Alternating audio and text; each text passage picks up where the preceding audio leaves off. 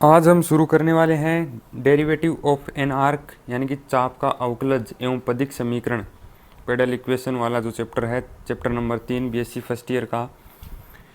इसमें ज़्यादा कुछ नहीं है, चाप का अवकलज में थोड़े से क्वेश्चन आते हैं, वो क्वेश्चन भी आपको सॉल्व करके बताएंगे। और सारे के सारे क्वेश्चन फॉर्मूला बेस होते हैं, उनके निश्चित फॉर्मूले होते हैं, उनके हिसाब से वो क्वेश्चन सॉल्व हो जाते हैं। तो एक फॉर्मूला है, जब कार्तीय सूत्रों का फॉर्मूला,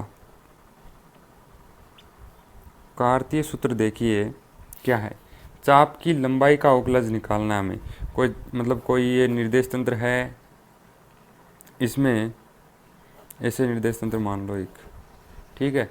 इसमें कोई चाप है, उस चाप की लंबाई का अवकलज, कोई उसके ऊपर पी और क्यू दो बिंदु दे रखे हैं, इनके निर्देशांक है कार्तीय निर्देशांक, जैसे अक्स वाई और इसके x1 y1 मान लो, कुछ भी मान लो, आपकी मर्जी है। तो इसमें उस चाप की लंबाई का अवकलज निकालने का कार्तीय सूत्र क्या होता है। एक तो होता है ds upon D x is equals to plus minus root 1 plus D Y upon D X का होल स्क्वायर। ये फॉर्मूला आपकी बुक में भी दे रखा है। दूसरा फॉर्मूला होता है ds upon D Y is equals to plus minus root 1 plus D x upon D Y का होल स्क्वायर। ओके, ये दो फॉर्मूले तो हो गए कार्तीय फॉर्मूले, ठीक है। अब होते हैं एक ध्रुवीय फॉर्मूले, जिनको कहते हैं पोलर फॉर्मूलाज। उसमें क्या होता है, पी और क्यू जो दो बिंदु हैं, इनके निर्देशांक हमें आर और थीटा और डेल आर और डेल थीटा मान लो। तो ध्रुवीय निर्देशांक दिए हुए होते हैं इनके पी और क्यू के। तो ध्रुवीय निर्देशांक अगर किसी दो बिंदुओं के हमें किसी निर्देश तंत्र में दे रखे हों, तो उसके लिए चाप का अवकलज निकालने का, चाप की लंबाई का अवकलज निकालने का फॉर्मूला, जो ध्रुवीय सूत्र होता है, पोलर फॉर्मूला, वो होता है D S upon D theta. Theta के सापेक्ष अवकलन करने पे equals to under root R square plus D R upon D theta का होल स्क्वायर, ठीक है। ये भी आपकी बुक में दे रखा है। और एक चौथा फॉर्मूला है हमारे पास में D S upon D R, इसी का ध्रुवीय फॉर्मूला है ये होगा हमारे पास में R D theta upon D R का होल स्क्वायर प्लस 1, ठीक है। अब कुछ अन्य सूत्र भी होते हैं। यदि हमें x बराबर f1t और y बराबर f2t दे रखा हो, तो हम चाप की लंबाई का अवकलज निकालेंगे ds अपॉन डी टी।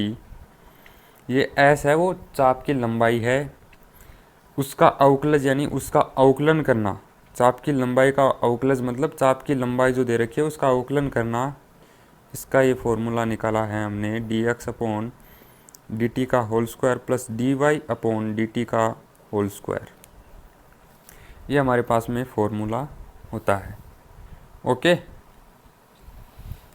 और यदि हमें डी वाई अपॉन, ये फॉर्मूला भी आपको किताब में दे रखा है, D Y upon D S निकालना है, तो इसे हम ऐसे लिखते हैं D Y upon D X dot D x upon D S, ऐसे भी इसको लिख सकते हैं।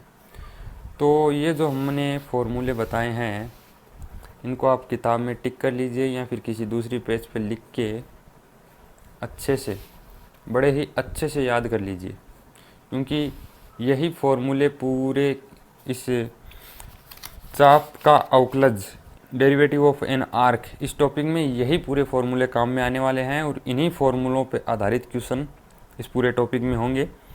तो चलिए हम व्याख्यात्मक उदाहरण का पहला जो क्वेश्चन हमें दे रखा है बुक में, वो करके देखते हैं कैसे होता है, कैसे इसमें क्वेश्चन होते हैं, कैसे करते हैं, वो देखते हैं। और सारे क्वेश्चन हम करेंगे, एक भी क्वेश्चन छोड़ेंगे नहीं, सारे के सारे क्वेश्चन किए जाएंगे। और नेक्स्ट पेज पे करते हैं। तो इस पहले क्वेश्चन में हमें दे रखा है y is equals to a log sec x upon a. इसके लिए हमें प्रूव करना है d x upon D S upon D x is equals to sec x upon a and d square x upon D S square is equals to minus का 1 upon 2 a sine 2x upon a. ये हमें prove करना है, सिद्ध करना है, ठीक है। तो कैसे करेंगे, D S upon D X का हमने अभी अभी फॉर्मूला बताया है। वो क्या फॉर्मूला था, D S upon D x is equals to क्या है, root 1 plus D Y upon D X का इसका तो स्क्वायर, यही तो फॉर्मूला है। इसके लिए हमें क्या चाहिए, D Y upon D X, Y हमें दे रखा है, इसका अक्ष के सापेक्ष अवकलन करते ही हमारे पास में D Y upon D x आ जाएगा। तो वाई का अक्ष के सापेक्ष अवकलन करने पे d Y upon D x is equals to, a तो कांस्टेंट है, d upon D x log sec x upon a. तो इसमें पहले लॉग का होगा तो हमारे पास में आएगा ए बट्टे सेक अक्स अपॉन ए। लॉग का होता है तो लॉग के जो आगे जो भी होता है वो बट्टे में आ जाता है, ठीक है। फिर होगा किसका, लॉग के बाद सेक आता है तो d upon D x sec x upon a.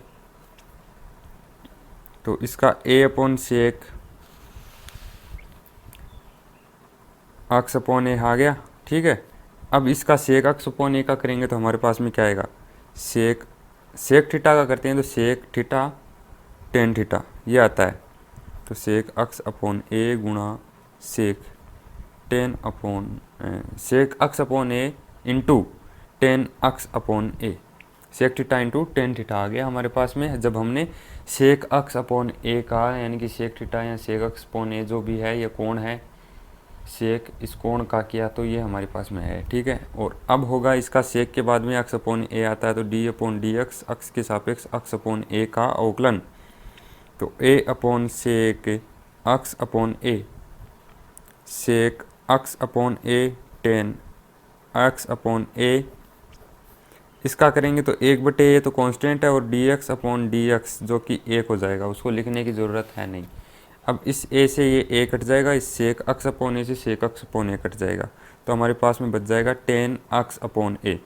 ये हमारे पास में D Y upon D X का मान आया है। ये D Y upon D X का मान D S upon D X वाले इस फॉर्मूले में रखते हैं तो हमारे पास में D S upon D X का फाइनल आंसर आ जाएगा। जो हमें सिद्ध करना था वो हमारे पास में आ जाएगा। तो ये फॉर्मूला है root 1 plus D Y upon D X का स्क्वायर, तो D Y upon D X का मान ये है तो इसका square tan square X upon A. 1 plus tan square theta हो तो क्या होता है, सेक स्क्वायर थीटा, और यहाँ पे थीटा की जगह क्या है, D S upon D x is equal to sec square. 1 plus tan square theta का क्या होता है, सेक स्क्वायर थीटा, और थीटा की जगह अक्स अपॉन ए है यहाँ पे। अब यहाँ पे स्क्वायर है, ऊपर अंडरवुड है तो स्क्वायर हमारा हट जाएगा, d S upon D x is equals to sec x upon a. तो एक तो ये सिद्ध हो गया हमारे पास में, ठीक है। अब ऐसे ही दूसरा सिद्ध करना है हमें। ये D S upon D x क्या है हमारे पास में, सेक अक्स अपॉन ए, और दूसरी चीज़ में हमें क्या सिद्ध करना है, D square X upon D S square.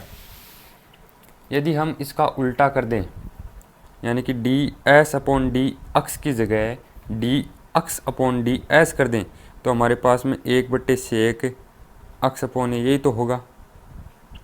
जब इसको उल्टा कर दिया, इसको ऊपर ले गए, इसको नीचे ले आए, इसको नीचे ले आए और नीचे जो था एक उसको ऊपर ले गए, ठीक है।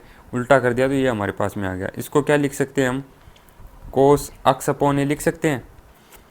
और ये जो D x upon D S है इसका एस के सापेक्ष अवकलन कर देते हैं तो D square x upon D S square, और यहाँ पे डी अपॉन डी एस के सापेक्ष अवकलन किया है हमने पूरी समीकरण का, ये हमारे पास में हो जाएगा। ओके, अब चलते हैं नेक्स्ट पेज पे। इसका आ जाएगा हमारे पास में D square x upon D S square is equals to D upon जो हमारा क्या आएगा यहाँ पे एस के सापेक्ष कर रहे हैं तो कोस का करेंगे तो क्या आएगा, कोस का आएगा माइनस का साइन और जो थीटा है वो, फिर डी अपॉन डी एस है ही, और अक्स अपॉन ए कर दिया हमने। कोस अक्स अपॉन ए का किया तो ये साइन कोस अक्स अपॉन ए मतलब कोस थीटा जो भी है, जो कोण कोस कोण का किया तो साइन कोण आ गया हमारे पास में, कोण की जगह हमारे पास में अक्स अपॉन ए है। फिर कोण का होगा वही एस के सापेक्ष, ठीक है। ये d square x upon D S square is equals to minus का sine x upon a into 1 upon a आएगा, ए कांस्टेंट है यानी कि इसका अवकलन होगा नहीं, और d x upon D s आ जाएगा हमारे पास में। ओके, यहाँ पे d square x upon D S square is equals to minus का साइन एक्स अपॉन ए, और 1/a भी है ये आगे ले आते हैं यहाँ पे, ठीक है। dx अपॉन ds का मान अभी अभी हमने देखा था, ds अपॉन dx का मान आया था सेक x अपॉन a। उसका उल्टा किया तो हमारे पास में dx अपॉन ds का मान आया कोस x अपॉन a। तो वो dx अपॉन ds का मान हमें यहाँ पे रखना है, क्या आया था, कोस x अपॉन a, वो हमने यहाँ पे रख दिया है, ठीक है। तो यहाँ क्या हो गया, ऊपर नीचे 2 से गुणा कर देते हैं हम, 2 अपॉन a, यहाँ भी 2 से गुणा कर दिया, और ऊपर हो गया sine x upon a cos x upon a. अब एक फॉर्मूला होता है हमारे पास में, sine 2 theta is equals to 2 sine theta cos theta. यहाँ पे क्या है, 2 sine theta cos theta, theta की जगह x अपॉन ए, तो ये फॉर्मूला हो जाएगा साइन 2 थीटा की जगह x अपॉन ए, और बाहर माइनस का 1/2 ये हमारे पास में है। यही हमें D square x upon D S square के बराबर सिद्ध करना था, जो हमने कर दिया है। नीचे लिख देना इति सिद्धम। ये आपका क्वेश्चन हो गया भली भांति। ऐसे ही क्वेश्चन इस डेरिवेटिव ऑफ एन आर्क इस टॉपिक में आएंगे चाप का अवकलज में, और ऐसे आपको सारे क्वेश्चन हल करने हैं। उन्हीं फॉर्मूलों पे बेस्ड क्वेश्चन मिलेंगे आपको, वो एक एक करके आपको सारे क्वेश्चन सॉल्व करते जाना है। और चैनल को सब्सक्राइब कर लो।